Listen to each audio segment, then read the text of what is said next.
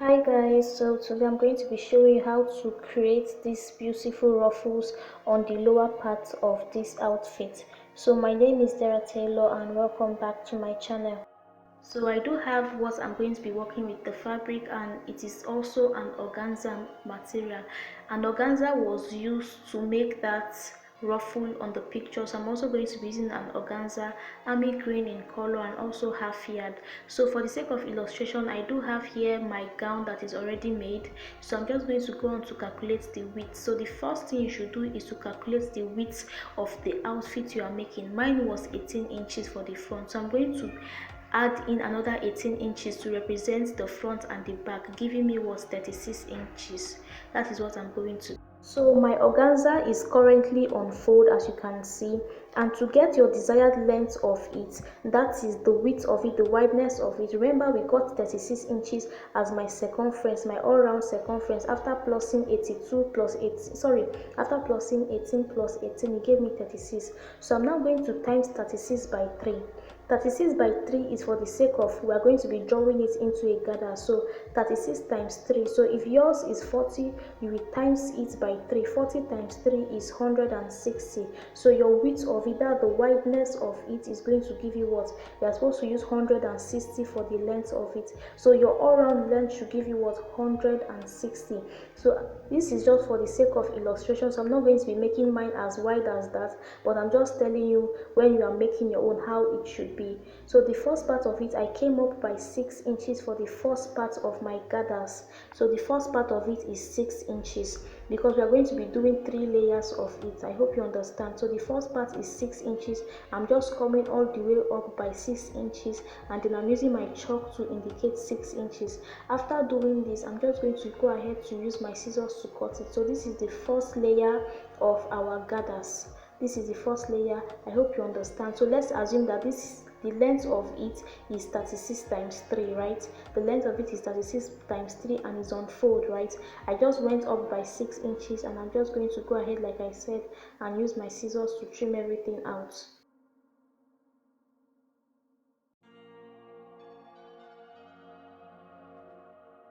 After cutting it out, you could see what I have. So this is my first layer of our ruffles we are going to be making. So for the second layer, remember it was 6 inches we took for the first layer. I'm going to be minusing 2 inches from 6, giving me 4. So this layer is 4 inches wide, as you can see. So this one is 4 inches. I minus 2 from it. So this is the second layer, which is what, 4 inches. And I'm just going to go ahead to use my scissors to trim it. So the wideness of both the first, second, and third part would be what? The same thing. You have to make sure that they are what? Both equal. So now this is the third part I'm doing, but I'm not going to minus from it. I'm going to be minusing 1. So 4 minus 1.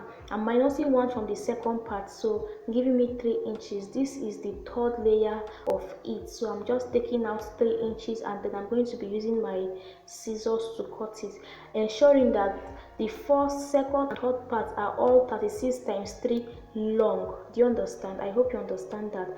This first and second and third part, the length is equal, right? The only difference is in their width. So after doing this, I'm also going to go ahead to cut it. So right now I have already achieved 3 gathers, right? I've already achieved 3 gathers, 3 fabrics that I'm going to be drawing into gathers. So I'm just going to show you what I have already. I have the first part, I have the second part, and I also do have the third part of it. You could see what I'm showing you guys. So this is the first part, and I'm just going to be placing the second part on top of it. So I'm just going to show you how I placed it on top of it. I carefully placed the second part on top of it, you could see, and then I also placed the third part on top of it. Basically I place 1 2 3 on top of each other, so you could see what I did. But then before then, what I'm going to do is I'm going to go ahead to fold the top parts of it. I'm going to be folding the top part like so, and I'm also going to be folding the bottom part like so, and I'll be repeating this whole process at all 3 parts of my gathers that I'm going to be making.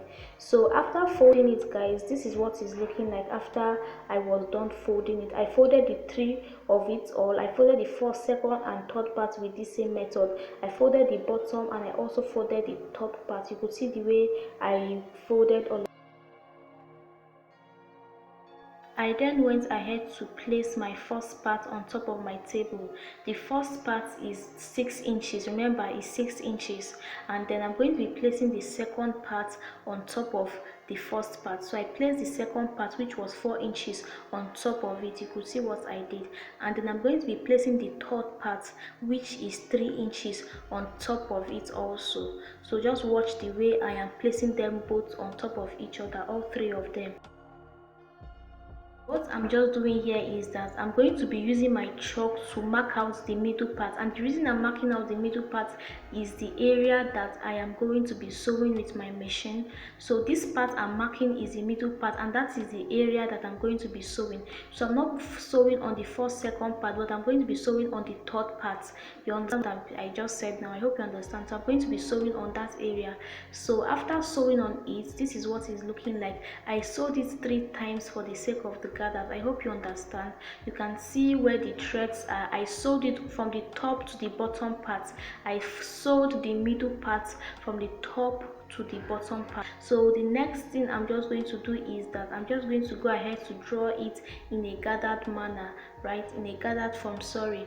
So I'm just going to go ahead to draw. Just watch the way I'm going to be drawing these gathers. You guys, if at this point you're watching this video and you have subscribed to my channel, thank you so much for subscribing to my channel.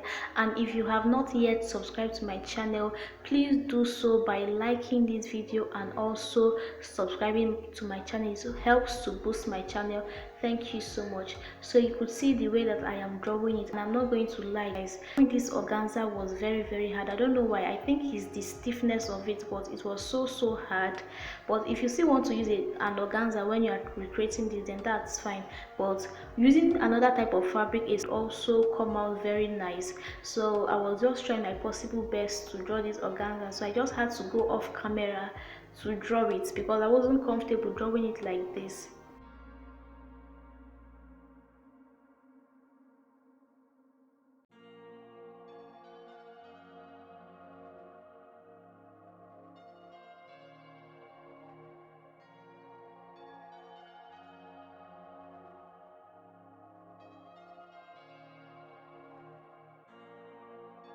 You can see what is looking like, how the ruffles are looking like. So the length of it after I'm going to finish drawing it is supposed to give me what, 36 inches, just how we calculated. That's the circumference of the bottom part of our outfit, right? So it is supposed to give me what, 36 inches. So I'm just going to continue to draw it until it gives me 36 inches. So let's just assume, remember this is just strictly for illustration purpose, so yours should give you what you calculated, your circumference of your knee. So at this point I was done with it. What I'm just going to do is I'm going to go ahead to measure it. So you should also measure yours if yours has already given you your desired length, right? So it's important you measure it. So let's assume mine also gave me 16 inches right here, right? It gave me 16 inches. So I'm going to show you how to attach it to your outfit. So this is the outfits that I'm going to be using, just like I introduced to you guys earlier before. So what I'm just going to do is I'm going to be placing it at the bottom part of my outfit, because this is supposed to be at the bottom part of your outfit. So I'm just going to carefully place it. If you feel like ironing yours, you can iron it, that's fine. So I'm just carefully placing it on top of my outfit, right? I will just place it. So just watch the way I am placing it on top of the outfit. I am going to be stitching it together with the outfit at the middle parts of my organza. So I'm just going to show you what I mean by that. You see the part that we used to draw our gathers, that's the part that we stitched earlier. That is the area that I'm going to be stitching together with my fabric, right? Sorry, together with my outfit. So as you can see, I'm already done stitching it. This place that my fingers are going through are the areas that I stitched. So that is just the same thing you are going to do. So I'll just show you the back so that you understand what I did. So this was the area I stitched. I stitched the middle part of it. You can see what I did. I stitched the middle part of the organza. After I was done, this is what it's looking like. So your own ruffles, you can take it to the back because that's how the style is. So I just use this for just strictly for illustration, like I said. So your ruffles should also be at the back part.